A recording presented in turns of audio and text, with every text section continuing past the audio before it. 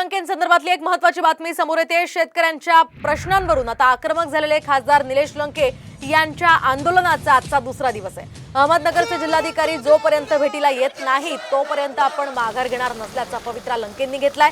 तसंच आज शेकडो जनावरं जिल्हाधिकारी कार्यालयासमोर बांधण्याचा इशारा सुद्धा निलेश लंकेंनी दिला। दरम्यान प्रशासन जोपर्यंत दखल घेत नाही तोपर्यंत आपण आंदोलन सुरूच ठेवणार असल्याचं सुद्धा लंके म्हणाले।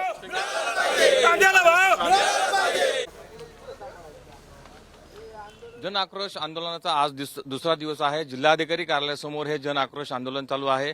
खासदार निलेश लंके यांच्या नेतृत्वाखाली हे आंदोलन चालू असून आज हा आंदोलनाचा दुसरा दिवस आहे। आज तुमचा दिवसभराचा काय कार्यक्रम असणार आहे? आज आमचे शेतकरी बांधव त्यांच्या पशुधनासहित म्हणजे गाया म्हशीसहित या ठिकाणी येणार आहेत। काही शेतकऱ्यांनी तर बकरं सुद्धा रात्री इथं आणून सोडलेत। कोंबड्या सुद्धा घेऊन आलता एक शेतकरी, पण सांगितलं कोंबड्या काय सांभाळायची गोष्ट आहे का? म्हणलं घेऊन जा मागे। म्हणजे हे आंदोलन आता थांबत नसतं। आता आम्हाला आमची लढाई न्याय हक्कासाठी आहे। आमच्या दुधाला भाव मिळाला पाहिजे, शेतीमालाला हमी भाव मिळाला पाहिजे, ही आमची प्रामुख्याने मागणी आहे। त्यामुळं आता आम्ही शेतकरी एकजूट होऊन आम्ही शासनाला हे निर्णयाला भाग पाडणार आहे। प्रशासनातील जिल्हाधिकारी साहेब आमच्याकडे आले सुद्धा नाहीत, जवळून निघून गेले। पण शेवट ते त्यांच्यावर काहीतरी दबाव सुद्धा असू शकतो।